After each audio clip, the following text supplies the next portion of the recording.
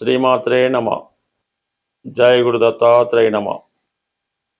సింహరాశి వారికి ఏప్రిల్ 1వ తారీఖు నుంచి 15వ తారీఖు మధ్యలో జరగబోయే పక్ష ఫలితాలు పరిశీలించినప్పుడు మరి ఈ పక్ష ప్రారంభంలో సప్తమ స్థానంలో కుజ బుధ రాహుగ్రహాల సంచారం వల్ల చాలా వరకు వ్యక్తిగత జీవితంలోనూ జీవిత భాగస్వామితోనూ అలాగే వ్యాపార భాగస్తులతోనూ అనేక రకాలైనటువంటి ఇబ్బందులు చికాకులు ఎదుర్కోవడం జరుగుతూ ఉంటుంది.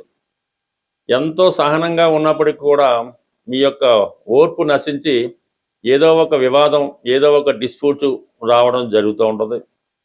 ఎవరినైతే మీరు నమ్మి వారే బాగా పనిచేస్తారు, మన అభివృద్ధికి కారణం అవుతారు అనుకుంటామో వాళ్ళే ఈ సమయంలో మీకు శత్రువర్గంగా మారి మీ పతనానికి కారణమవుతుంటారు. పరోక్షంగా మిమ్మల్ని ఇబ్బంది పెట్టే ప్రయత్నం కూడా జరుగుతూ ఉంటుంది. అయితే ఈ సమయంలో మరి ఈ పక్ష ప్రారంభంలో 2వ తారీఖు నుంచి కుజగ్రహం అష్టమ స్థానంలోకి మారడం జరిగింది. ఇది ఒక విధంగా చెప్పాలంటే అక్కడ ఉన్నటువంటి శని రవి గ్రహాలతో కలిగి ఉండడం వల్ల చాలా వరకు సెల్ఫ్ మిస్టేక్స్ వల్ల తొందరపాటు నిర్ణయాల వల్ల కొంత నష్టపోవడం కూడా జరుగుతూ ఉంటుంది. ఏదైనా ఒక పదవి ఒక అవకాశం చాలా దగ్గరగా వచ్చి మిస్ అవ్వడం జరుగుతూ ఉంటుంది. అంటే అవకాశం ఉన్నట్టే ఉంటుంది, బట్ అది వాయిదా పడుతూ ఉంటుంది. గట్టి ప్రయత్నం మీద తప్ప ఆ ఫలితం సాధించడం అన్నది కష్టం అవడం జరుగుతూ ఉంటుంది. ఈ సమయంలో ప్రభుత్వ అధికారుల నుంచి ఏదో ఒక ఇబ్బంది ఎదురవుతూ ఉంటుంది. ఎంత కష్టపడ్డా కూడా సమయానికి ఆ పనులు పూర్తవక ఇబ్బంది పడడం జరుగుతూ ఉంటుంది.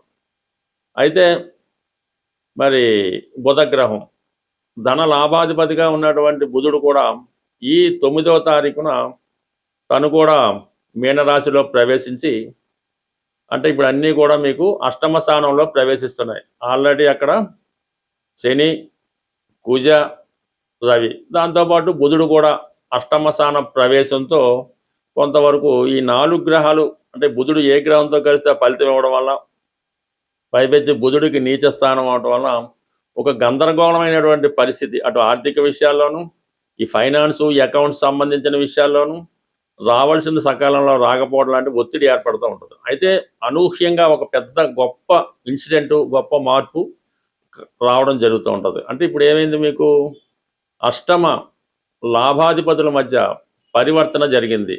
ఇప్పుడు ఏప్రిల్ 9వ తారీఖు నుంచి 27వ తారీఖు మధ్య ఈ బుధుడు లాభస్థానంలోకి వస్తే లాభస్థానంలో ఉన్నటువంటి గురువు మీనరాశిలో ప్రవేశించే అంటే మ్యూచువల్గా అటువంటి పరిస్థితి ఏర్పడుతుంది ఈ పరివర్తన అన్నప్పుడు.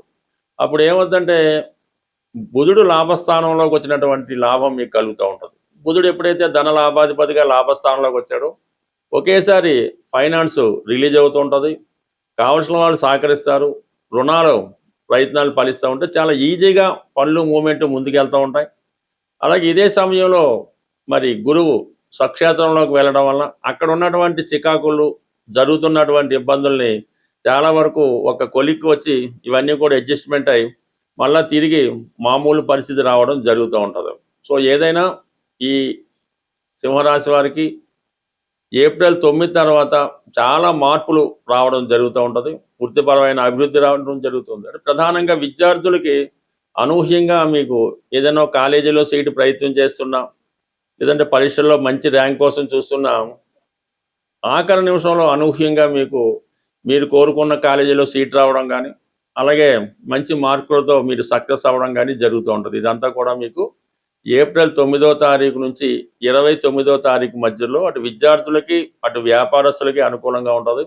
అలాగే ఇదే విధంగా మీకు ఈ ఒక రాజకీయ పదవి ఒక నామినేటెడ్ పోస్టు ఈ సమయంలో చివరి నిమిషంలో కొంత ప్రయత్నం చేసిన తర్వాత కొంత నష్టం తర్వాత లాభం పొందే అవకాశం ఈ రాశి వారికి చాలా అనుకూలంగా ఉండడం జరుగుతుంది. ఇక ప్రధానంగా శుక్రుడు భాగ్యస్థాన సంచారం ఒక పక్క ఎన్ని ఇబ్బందులు నడుస్తూ ఉన్నా కూడా ఏ సమయంలో ఏదో ఒక పుణ్యక్షేత్రాన్ని దర్శించడం, ఆత్మీయుల యొక్క సలహాలు తీసుకోవడం జరుగుతూ ఉంటుంది.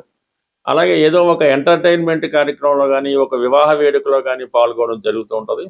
పిల్లల యొక్క అభివృద్ధి విషయంలో చాలా సంతృప్తికరమైనటువంటి ఫలితాలు మీరు ఈ సమయంలో పొందడం జరుగుతూ ఉంటుంది. ఇవన్నీ అనుకూలంగా ఉన్నప్పటికీ కూడా మరి ఈ 9వ తారీఖు తర్వాత కేవలం రాశి యందు ఉన్నటువంటి కేతువు, సప్తమంలో ఉన్నటువంటి రాహు, అంటే రాహు ఫ్రీ అవుతాడు. ఏ గ్రహంతో కలయకుండా ఉండడం వల్ల కంప్లీట్గా రాహు తన సొంత ఫలితాలు ఇవ్వడం జరుగుతూ ఉంటుంది. అప్పుడు కొంతవరకు మీ యొక్క విరోధులు, మీ పార్ట్నర్స్ మీకు అనుకూలంగా మారడం జరుగుతుంది. అప్పుడు మీకు మీ చేతిలోకి పెత్తనం రావడం వల్ల మీరు అనుకున్న విధంగా కొన్ని కార్యక్రమాలు నిర్వహించి కొంత విజయాన్ని, సక్సెస్ని పొందే అవకాశం ఉంటుంది. జ్యోతిష్య అభిమానులకు విజ్ఞప్తి, ఈ మార్చి నెల 29వ తారీఖున సుందరయ్య విజ్ఞాన కేంద్రం ఉదయం 9:30 నుంచి సాయంకాలం 5:30 వరకు జ్యోతిష్య మహాసభ నిర్వహించబడుతుంది. ఈ యొక్క మహాసభలో ప్రముఖ జ్యోతిష్కులైనటువంటి మల్లాది మణిగారు, నానాజీ పట్నాయక్ గారు, అలాగే జనార్దన ఠాగూర్ గారు మొదలగు ప్రముఖ ఆధ్యాత్మికవేత్తలు, జ్యోతిష్యవేత్తలు ఈ సభలో ప్రసంగిస్తారు. తప్పకుండా అవకాశం ఉన్నవాళ్ళు ఈ సభలో పాల్గొనవలసింది. ఈ ప్రవేశం ఎటువంటి ప్రవేశ రుసుము ఉండదు. అలాగే కొంత జ్యోతిష్యం మీద ఇంట్రెస్ట్ ఉన్నవాళ్ళు, జ్యోతిష్యాన్ని నేర్చుకుందాం అనుకునే వాళ్ళు, ఆల్రెడీ జ్యోతిష్యంలో ఉన్నవాళ్ళు కొన్ని మెలకువలు, కొన్ని సూచనలు తెలుసుకోవడం జరుగుతుంటుంది. మీ యొక్క అభిప్రాయాన్ని కూడా స్వేచ్ఛగా అక్కడ చెప్పవచ్చు. మీ యొక్క సందేహాలు ఏమన్నా ఉంటే పెద్దల ద్వారా సందేహాలకు పరిష్కారం కూడా తెలుసుకునే అవకాశం ఉంది. తప్పకుండా మీరు ఈ మహాసభకి విచ్చేసి మా యొక్క ఆతిథ్యాన్ని స్వీకరిస్తారని ఆశిస్తూ, సాధారణంగా ఈ జ్యోతిష పరిహారాలు మనం ప్రతి వారం చెప్తూ ఉంటాం. ఈ వారం చెప్పే ఈ జ్యోతిష పరిహారం ఇంక జీవితంలో అన్ని క్లోజ్, ఏమీ చేయలేకపోయాం, అన్ని దారులు మూసుకుపోయాయి, వేరే మార్గం ఏమీ లేదు. అటు ఆరోగ్యం ఇబ్బంది పడుతుంది, ఆర్థిక సమస్యలు ఇబ్బంది పడుతుంటాయి, కుటుంబ సభ్యులు కూడా చాలా వరకు పక్కన పెట్టి ఏ విధంగా సహకరించడం లేదు అనుకున్న వాళ్ళు, మరి ఒక గొప్ప రెమెడీ ఏంటంటే, మీరు ఏదైనా సముద్రం దగ్గరలో ఉంటే ఆ సముద్రంలో మీరు ఎంత వెయిట్ ఉన్నారో చూసి ఒక 60 కేజీలు ఉంటే అందులో 3వ భాగం ఒక 20 కేజీలు ఉప్పు, అంటే మామూలుగా సముద్రంలో తయారైన ఉప్పే, మరి ఏదైనా అమావాస్య రోజు ఆ సముద్రంలో ఈ ఉప్పుని కలపవలసి ఉంటుంది. అలాగే 3 సార్లు ఈ 3 అమావాస్యలకి చేయడం వల్ల మీరు ఎంత మానసిక సమస్యలతో ఉన్నా, లవ్ ఫెయిల్యూర్తో ఉన్నా, 100కి 100 పాళ్ళు అప్పుల్లో మునిగిపోయి ఉన్నా, అసలు ఇంకా వివాహ జీవితం పూర్తిగా నాశనం అయిపోయి ఉన్నా, కంప్లీట్గా మీ 3 వారాలు చేసిన తర్వాత ఆ సమస్య చాలా వరకు పరిష్కారం అవుతుంది. ఇది 100కి 100 పాళ్ళు ప్రూఫ్ అవడం జరిగింది. అయితే ఇది ప్రతి ఒక్కరూ చేస్తే మాత్రం కుదరదు. ఇంకా జీవితంలో ఇంకా వేరే దారి లేదు అనుకున్న వాళ్ళు మాత్రం ఈ పరిహారం చేయడం వల్ల 100% సక్సెస్ అవడం జరుగుతుంది. ఇక అలాగే ఇంకొక రెమెడీ ఏంటంటే, ప్రధానంగా ఏదైనా ఒక అమావాస్య రోజు ప్రారంభించడం కానీ, ఇది ఏం చేస్తారంటే, మీరు ఇంట్లో ఎక్కడున్నా సరే కొద్దిగా వేరుగా పడుకోవాల్సి ఉంటుంది.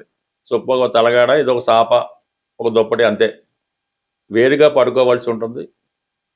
ఆ పడుకునే ముందు ఈ తలగడి కింద ఒక నలుపు రంగు క్లాత్ తీసుకొని అందులో ఒక గుప్పెడు నల్ల నువ్వులు, ఏదో ఒక 5 రూపాయలు 10 రూపాయలు కాయిన్ ఒకటి పెట్టి ఈ నల్లగొడ్డలో దాన్ని ప్యాక్ చేసి పైన ఒక పేపర్తో ఒక పొట్లంలా కట్టి తల కింద పెట్టుకొని పడుకోవాలి.